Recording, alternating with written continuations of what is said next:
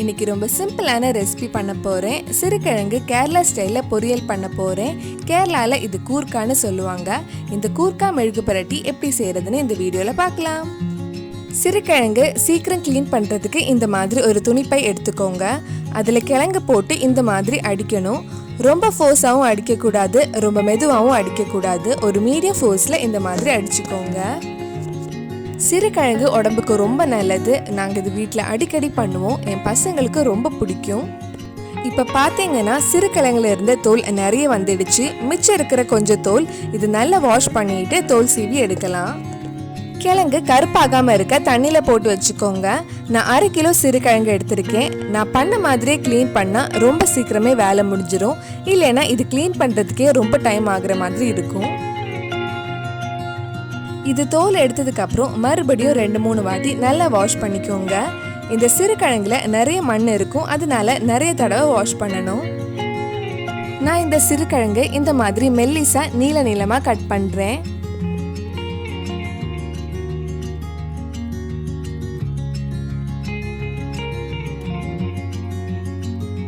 எல்லாம் கட் பண்ணி முடிச்சாச்சு. இதுல இப்ப நிறைய அழுக்கு இருக்கனால மறுபடியும் இன்னொரு வாட்டி வாஷ் பண்ணி எடுத்திருக்கேன். சிறுகிழங்கு வேக வைக்கிறதுக்கு 2 கப் தண்ணி எடுத்திருக்கேன். அதில் நம்ம கட் பண்ணி வச்சிருக்கிற கிழங்கும் தேவையான அளவு உப்பு, 1/4 டீஸ்பூன் மஞ்சள் பொடி போட்டு ஒரு 10-15 நிமிஷம் மூடி வச்சு வேக வைக்கலாம். நடுவில் கொஞ்சம் கிண்டி விட்டுக்கோங்க. கிழங்கு வேகிற டைமில் நம்ம சின்ன வெங்காயம், பூண்டு இந்த மாதிரி ஒரு கல்லை இடித்து எடுக்கலாம். நான் 1/4 கப் சின்ன வெங்காயம் எடுத்திருக்கேன். மிக்சியில் அரைக்கிறத விட இந்த மாதிரி கல் இல்லைன்னா அம்மிக்கல்ல லைட்டாக கொஞ்சம் இடித்து போட்டால் தான் டேஸ்ட் நல்லா இருக்கும். இதே மாதிரி 2 டேபிள் ஸ்பூன் பூண்டு கொஞ்சம் கொஞ்சமாக கல்லில் போட்டு இடித்து எடுக்கலாம். 2 தனித்தனியாக எடுத்து வச்சுக்கோங்க, சேர்த்து இடிக்க வேண்டாம்.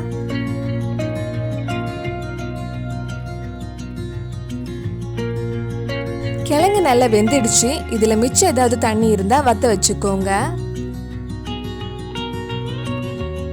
ஒரு பேனில் கொஞ்சம் எண்ணெய் ஊற்றி சின்ன வெங்காயம் வதக்கலாம். கேரளா ஸ்டைல் டேஸ்ட் கிடைக்கிறதுக்கு தேங்காய் எண்ணெய் யூஸ் பண்ணுங்க. வெங்காயம் கொஞ்சம் வதங்கினதும் நம்ம இடிச்சு வச்சிருந்த பூண்டு சேர்த்து வதக்கலாம். கொஞ்சம் கறிவேப்பிலையும் ஆட் பண்றேன். வெங்காயம் பூண்டு நல்லா வதங்கினதும் இதுல 1/4 டீஸ்பூன் மஞ்சள் பொடி, 2 டேபிள் ஸ்பூன் பவுடர் பண்ண காஞ்ச மிளகாய் ஆட் பண்றேன். இந்த மிளகாய்க்கு ரொம்ப காரம் இல்லை, அதனால தான் 2 டேபிள் ஸ்பூன் எடுத்திருக்கேன். உங்க காரத்துக்கு ஏற்ப பொடிச்ச மிளகாயை ஆட் பண்ணிக்கோங்க. இதுக்கு மிளகாய் பொடியை விட இந்த மாதிரி பொடிச்ச மிளகு தான் டேஸ்டா இருக்கும். மறுபடியும் கொஞ்சம் தேங்காய் எண்ணெய் ஆட் பண்றேன். லோ ஃப்ளேம்ல வச்சுக்கோங்க. பொடிச்ச மிளகாய் கருகிடாம பார்த்துக்கணும். அந்த மிளகாய் பொடி பச்சை வாசனை போனதுக்கு அப்புறம் நம்ம வேக வச்ச சிறுகிழங்கை இதுல ஆட் பண்ணி மிக்ஸ் பண்ணலாம்.